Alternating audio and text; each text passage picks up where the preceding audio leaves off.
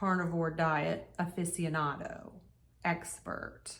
This is what works for me. I can drink coffee and I get all of the benefits as if someone that didn't put that in their coffee. You don't get to tell me what to do. I figured this out and I know it works for me. So, ow. You know, I get told a lot of times, oh, I just hit my elbow on the desk. I get asked all the time, like, what do you eat? What can you eat? Well, what I choose to eat on a carnivore diet, I just eat beef, butter, bacon, eggs, some seafood like tuna. We're talking tuna, a little bit of shrimp. I do eat chicken wings sometimes and chicken thighs, not often, but primarily I eat beef, butter, bacon, eggs. Very occasionally we'll eat ham and maybe hot dogs. I eat a lot of hamburger patties and a lot of fatty red meat steaks. I really like ribeyes. I've never had picanha. I'm looking forward to that. I don't do a lot of dairy and I don't do a lot of stevia based sweeteners. I don't do that. I don't do things normally with natural flavors. Seem to kind of bother me a little bit, maybe give me a little congestion. Dairy gives me congestion and maybe some aches and pains, which I never had a problem with before carnivore. My base, there's butter.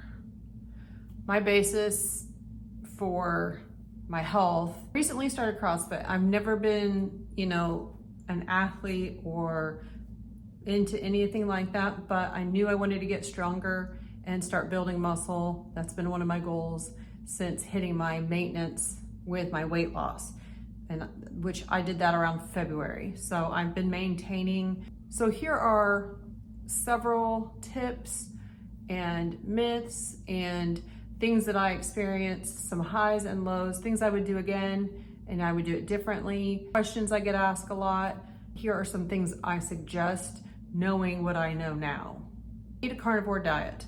This is what's helped me lose over 30 pounds and address my metabolic health and get it to an optimal range. You want to be bigger around the middle than you are tall. Your HDL and triglycerides need to be in a certain range. Look up the range. Regulation of sugar and insulin. You can also do a hemoglobin A1C. That's like an average over 3 months. What's your blood sugar regulation? What's it doing? Do you have high blood pressure? I had all 4 of the 5 markers except high blood pressure. So I did not have trouble with that. So just a very quick background, you know, I was trying to lose weight a year and a half ago. I was doing a lot of mostly plants and chicken and eggs, but very, very heavy on plants and seeds and fruits and grains, and very high carb. And I had like an autoimmune flare up. I had a reaction to something I ate, and I made a connection that was what caused my reaction. Did an internet search for detox diet, elimination diet, and I landed on, you know, Michaela Peterson and her story about her autoimmune issues that she'd had as a child. I have 4 autoimmune illness diagnoses. That's just the diagnoses that I have. I had other problems. That is what led me to carnivore. One of the first questions that I always get asked is, can I eat this or that? It's usually dairy, you know, what about dairy, that kind of thing.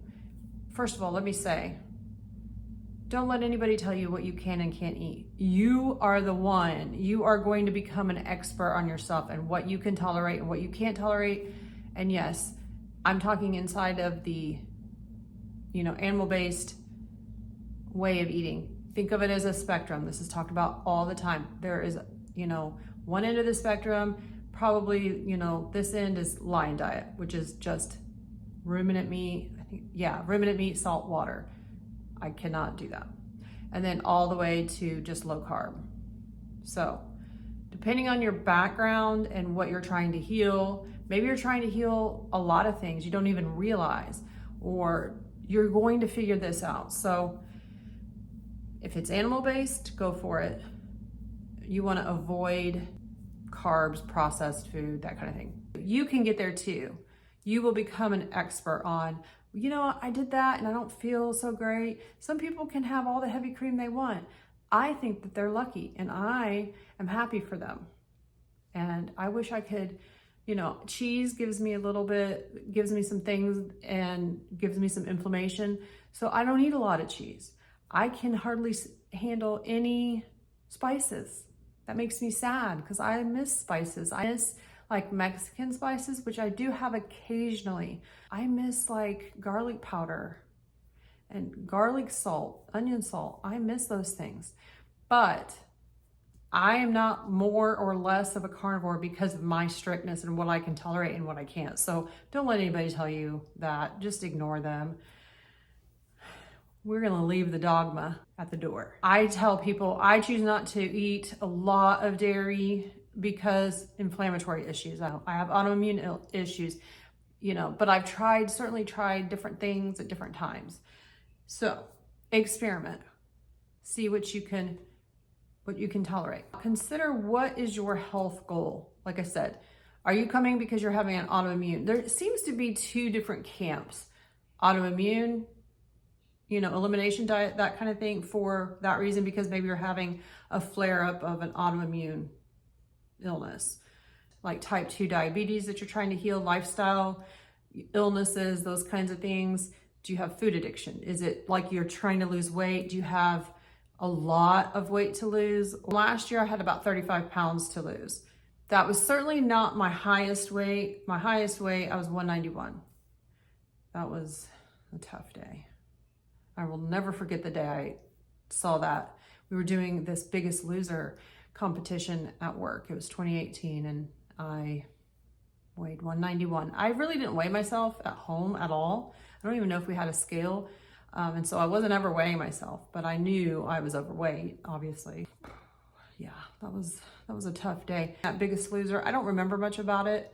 I do know I was doing portion control and calorie restriction and eating a lot of grains and oatmeal and rice cakes, and that just never worked for me. If you're coming to this way of eating, think of it as a spectrum and think about what your goals are. Like, okay, I gotta get this, you know, flare up to calm down. Or, you know, that might help with what your goal, how long you want to do it and how strictly you want to do it for what period of time. This is what I hear almost all the time, especially from women. I don't think I've ever heard it from a man, to be honest, that, you know, oh, you should try this, you should try this. But I could never eat that much meat. I don't even like meat. I didn't like meat. I barely ate any kind of red meat. If I did, it was hamburger. Or like a really lean cut of steak. I maybe ate steak twice a year, maybe. I would eat hamburgers, but I always liked the bun the best. I was eating chicken. Sometimes I would eat taco meat. So that I was eating some red meat, but I did not like meat.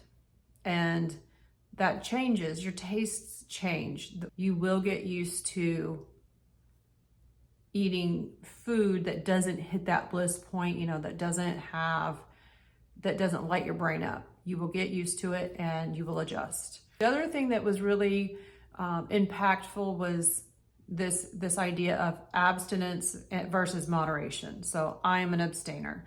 I did know that I was all or nothing, but when I heard that message of abstaining, like, okay, I can only, you know, I'm only going to eat these 5 things, that just cleared the board for me. It helped me so much because I thought, well, I can do this. I only have 5 options. I can do this. And here's something I said to myself over and over and over when it was hard. You know, when it was hard, I was in a social situation. I felt so isolated and so weird and I'm very open. So I'm like, oh, well, I'm doing this because of this and this. And like, nobody cares, you know, people just don't care. They really don't care. So I said this to myself so many times. Nothing feels as good as being healthy.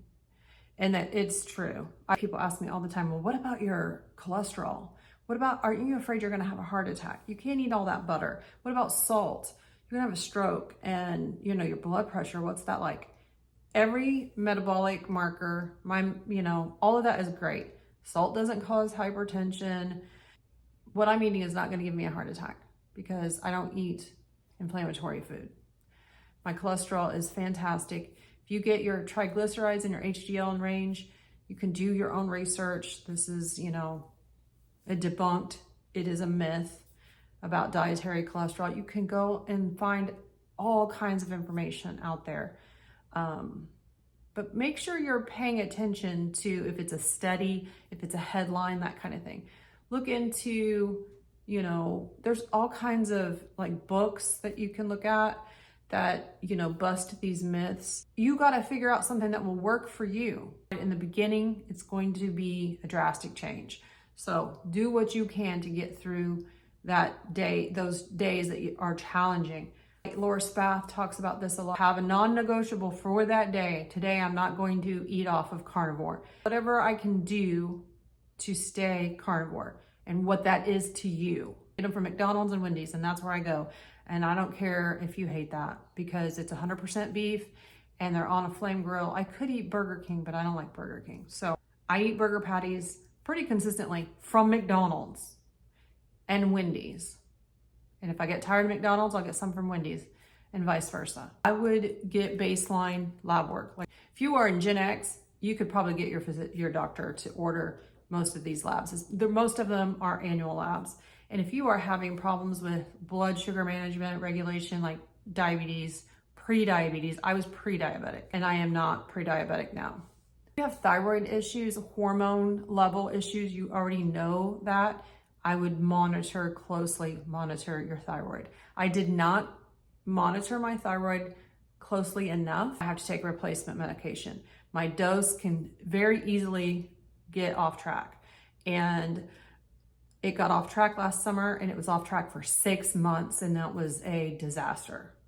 And so I would not recommend that.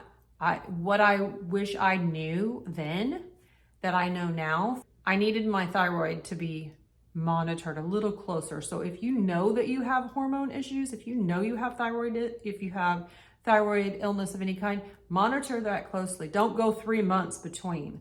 That was a mistake that I wish I could change because my hair completely changed. The hair shedding, it wasn't bald spots, it was just shedding hair. Sensations like skin itchiness and zero energy. Like I would hit a wall every day. Monitor if you have hormone level issues that you already know about. And I would say that also for if you are in perimenopause. I hit perimenopause after about 6 months of carnivore. And I can tell you, I'm not having any symptoms of perimenopause now. Monitor those hormones pretty closely. Find a group of people online that you can connect with, especially if you don't have anybody in your real life. If none of your friends do this and nobody in your family does this, it can be a huge boon to your experience with a group of people that are going through these, because it does feel very isolating. You feel like a weirdo, and I am a weirdo, but I felt like even more of a weirdo. There's all kinds of different communities. If you're looking, like if you have a lot of medical questions, those kinds of things, Dr. Barry's great. Laura Spath has a great community. She has locals. Kelly Hogan has great group Zoom calls that meet regularly. I am in one. I am in Wednesday nights. Make friends, and I've even met people in real life now at a meetup. That's a big help too. I do have people in my family that are doing this now, and that does help tremendously. My husband started doing, carnivore probably a month after I did. So he's done it with me this whole time. It was great having his support. And you can even have someone in your life, your spouse, your partner, whatever, that's supportive, but they don't do it. So that's why I think a community of people, there's tons of people on YouTube and Instagram, on TikTok. I'm not on TikTok, but if you're on, there's all kinds of people. There's young people, there's old people, there's middle-aged people, there's old middle-aged people. There's people from all walks of life all over the world that are doing this because they were like desperate. I was desperate and I was like, I'll try anything. But I really love seeing the young people doing it because it's just such a completely different message than I ever heard growing up. And so it's something that I teach my kids. Like, this is how you eat healthy. You eat lots of meat and eggs and cheese, and you don't worry, fat doesn't make you fat, and you don't want to restrict. You don't want to, calorie count and all that, and you need to nourish your body. And there are other things that you need to do, important lifestyle habits that, for a well-rounded, healthy life. All right, thanks for watching. I hope this was helpful. Bye.